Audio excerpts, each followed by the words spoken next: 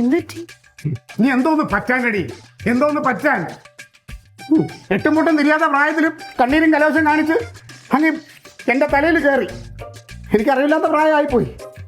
പോയി അതോടെ പോയി. നിന്റെ കുടുംബത്തിൽ നിന്ന് എന്തോ തന്നടി?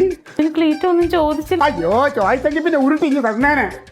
എന്റെ അന്നത്തെ നിലയും വിലയും വെച്ച് ഞാൻ ഏതെങ്കിലും നല്ല കുടുംബത്തിൽ ചെന്ന് കയറിങ് ഉണ്ടല്ലോ, എനിക്ക് കുറഞ്ഞത് 4 കടയും 2 കാറും തന്നേനെ. എന്തോന്നായിരുന്നടി എനിക്കൊരു കുറവ്? സൗന്ദര്യത്തിന് സൗന്ദര്യമില്ലേ, ആരോഗ്യത്തിന് ആരോഗ്യമില്ലേ, വിദ്യാഭ്യാസത്തിന് വിദ്യാഭ്യാസമില്ലേ, കുടുംബ മഹിമയ്ക്ക് കുടുംബ മഹിമയില്ലേ? എന്റെ ഗതി അതോ ഗതിയായി പോയി. അല്ലെങ്കിൽ എന്താണ് കുടുംബത്തിൽ നിന്നൊരു താങ്ങ്? അങ്ങനെ കിട്ടിയിരുന്നെങ്കിൽ ഉണ്ടല്ലോ ഇന്ന് യൂസഫ് അലി ഒന്നും ആവൂലായിരുന്നു. ആ കേട്ട പേരന്റ് പേര് ക്ലീറ്റസ് അലി എന്ന പേരവിടെ കേട്ടനെ ഗൾഫ് മുഴുവൻ മുഴങ്ങി.